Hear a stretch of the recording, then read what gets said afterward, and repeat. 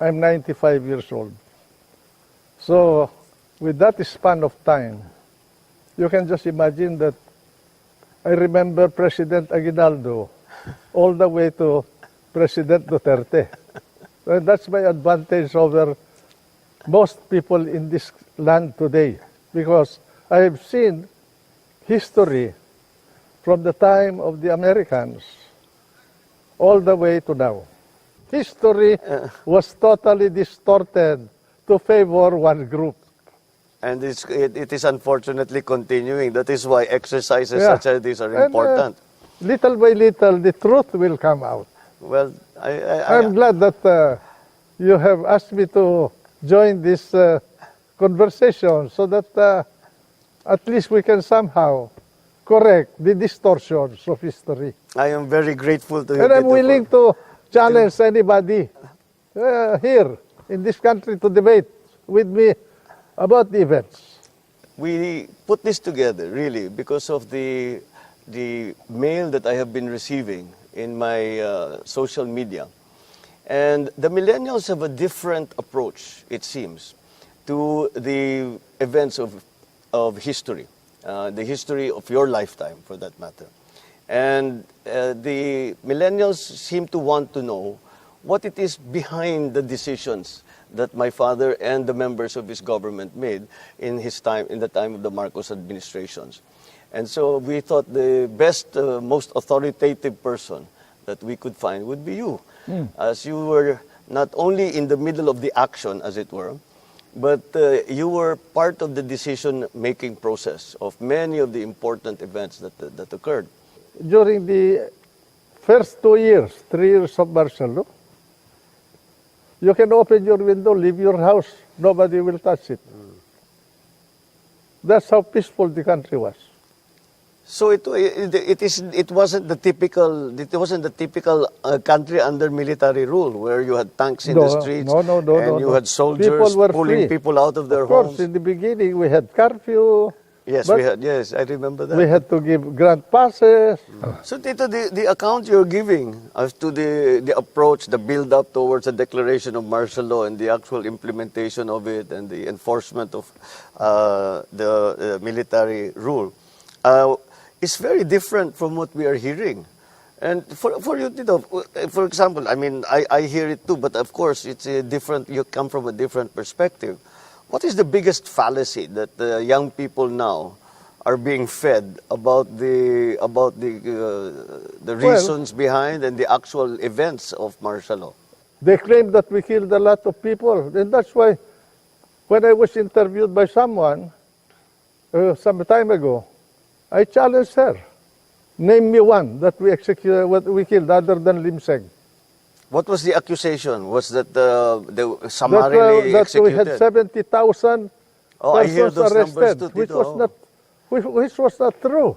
Maybe if they will include the people who violated curfew and the jaywalkers, maybe you can reach that number. But anyone who was people can go out at night. They can go out and fish. They can go out to farm. They can go out. They were free, in fact.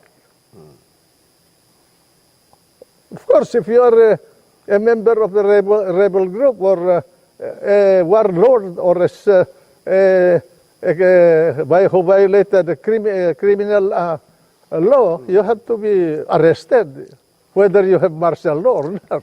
It sometimes, I'm mystified sometimes by the lack of understanding of the simple fact that if you attack the government, you attack the state needs to defend itself. Of course. And that's why fighting would break out. And name me one person that was arrested because of political or religious belief during that period. None. They were all for criminal acts. Name me one person that was arrested simply because he criticized President Marcos. None. But there were a lot of critics still very, very vociferous and very speaking out against him and his administration, even during the martial law, when the country was under martial law. Jovi Salonga, for instance. Oh, He was involved in the Light the Fire movement and many others. Very few were arrested. And they were released. They were inconvenienced for a while, but they were released. The late Pepe Jokno, he didn't want to be released. I told Pepe, just sign anything and just get out of here. I told him. All of that seems to have been lost in the accounts that we hear now. Well, I cannot blame the so-called millennials when they were born in 1980, no? Let's say, Yeah. Well, that's they a did good, not know anything. They just, what they know is what they read or heard. And it is, They read something that was based on inaccurate facts. During martial law, there were no massacres like what happened in Benjola during the supposed democratic government of Cory Aquino.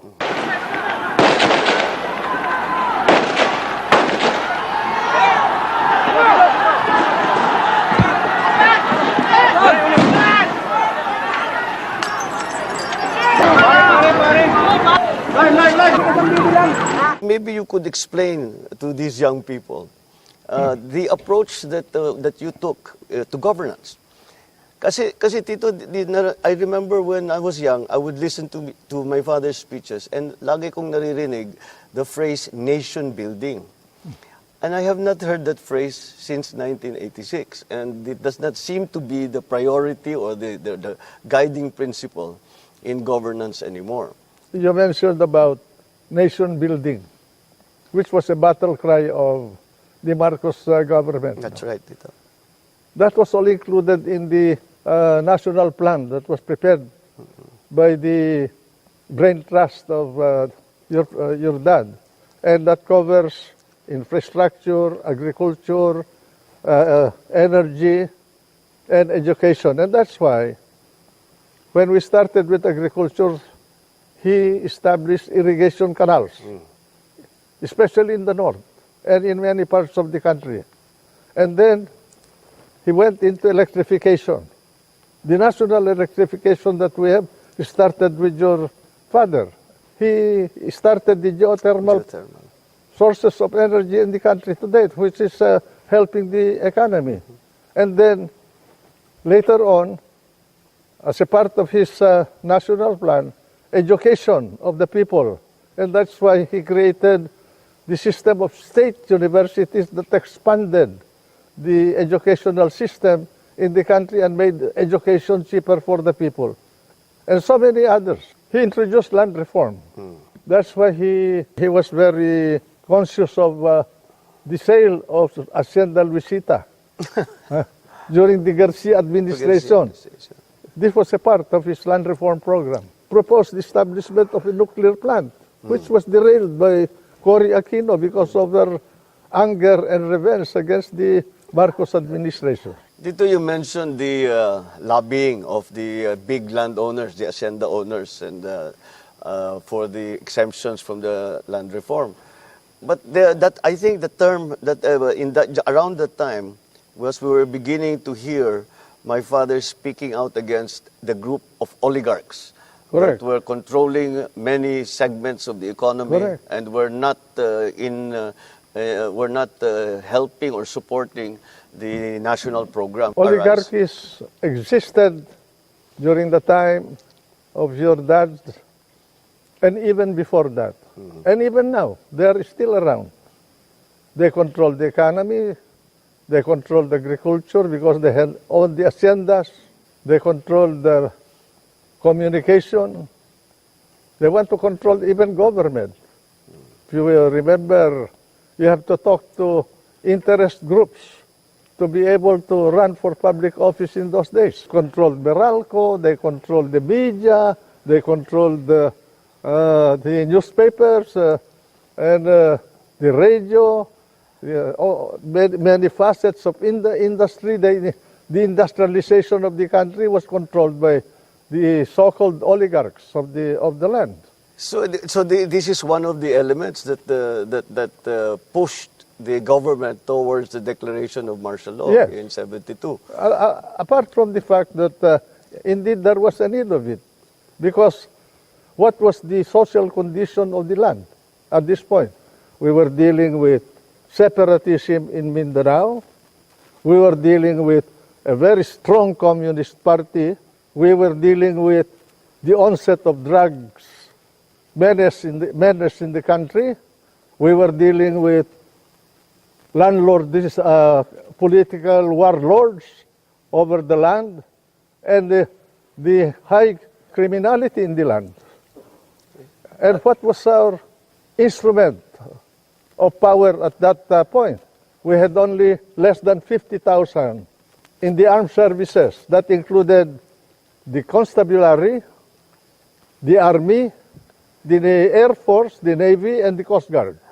And our weapons were carbines and Garands of World War II vintage. World War II vintage. Against the Belgian FALS, the Kalashnikov or AK-47 of our adversaries. I think nakakalimutan dito the extent of this warlordism and the size of the private armies. The size of firearms in the hands of the civilian population was much more than the capability of the armed forces of the Philippines and the constabulary.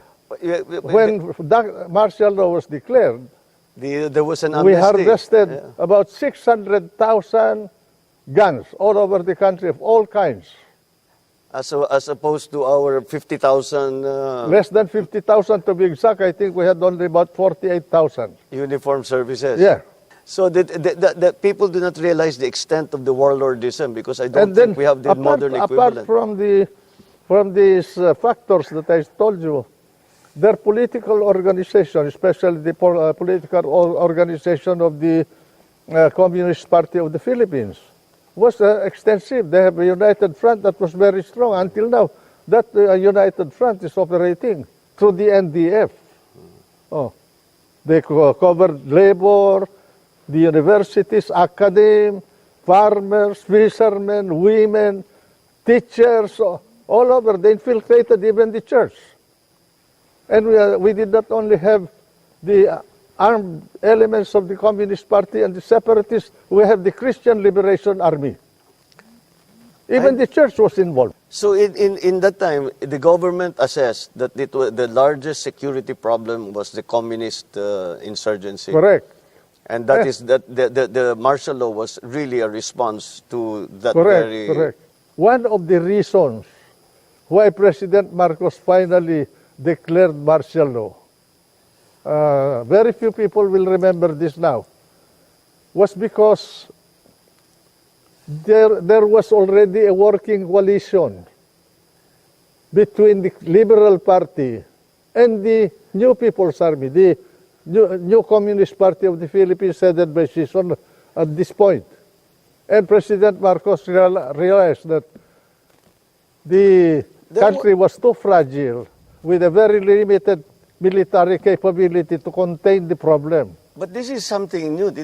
I did not know there was a formal agreement or between a political party. God. Ninoy Aquino and I met in the house of Ramon Silay in Urdaneta village. He was my neighbor. Paul Aquino is still alive. He was present in that meeting.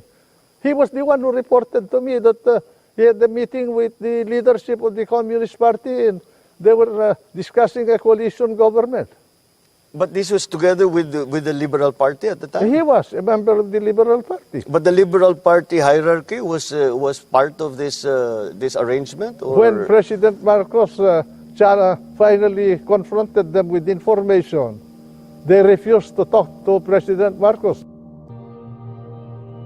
How was the evolution of the thinking within the administration to finally come to the decision that my father declare martial law in 72? Because it started when they invented the Jabida massacre. I say invented because until now I've not heard of anyone who complained about anybody being massacred in Corregidor. No one. The only one who appeared as a member of the trainees, supposedly the Muslim trainees in Corregidor, was that fellow who swam swam across the corridor to Cavite, which was the invention of Montano and Ninoy Aquino. And because of that outburst, political outburst of Ninoy, we lost Sabah. And then that Jabita massacre, what do you call this, injured the political stature of the Marcos regime, followed by the Plaza Miranda grenading in 1971. And because of that Plaza Miranda, I was a victim. I was a candidate afterwards for senator, and I lost because we were blamed for Plaza Miranda, although that was the handiwork of the Communist Party. The disorder that was brought about by them, by the left especially, was too much to bear by the country at that point. As a Secretary of Defense, I had to fight both the Muslims in Mindanao and the Christians. And then at the same time, there were also datos who rose against the government. The group of the MNLF were sponsored by Malaysia because of the limitations imposed by the government, the regime, or the political situation in the country before martial law. The hands of the president was limited, so he finally decided, after he was re-elected, to impose martial law. He asked me to study his powers under the Commander-in-Chief provision. I was Secretary of Justice at the time. The declaration and the implementation in the very first days. I was not here. I was abroad studying. And I remember that I just got the news from a phone call. My father had mentioned it previously, and he said that things are getting pretty bad. And he had spoken about the suspension of the writ of habeas corpus. And after that, he was talking about he had hoped not to declare martial law. But I got the news that your dad asked me to prepare this study in December of 1969 because he was anticipating that he will finally have to face the music. When we finished the studies about January of 1970, at this point the President transferred me to the Department of National Defense. And then he waited from 1970, 71. He allowed the election of 1971 to go through, where the nation was experiencing violence and disorder. Because he did not want to declare it. He was hesitating to use his Commander-in-Chief powers. Until finally, in 1972, he decided. So it's not remembered very well, or it is not well documented, or it is not well disseminated about how large and how severe the problem was of the communist uprising and the we still see the fighting in Mindanao, but it's over a different ideology. We were able to arrest all of the leaders, including Jose Maria Sison, Juliet, the wife, and several of the leading commanders of the Communist Party, and emasculated the organization until later on, when we had, after EDSA, Cory restored the problem because he released all the leaders of the Communist Party, and then, including Father Balweg of the Cordilleras,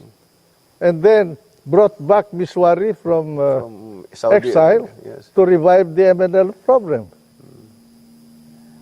And was there a reason stated That for is where why I they parted did ways with with Cory. Oh.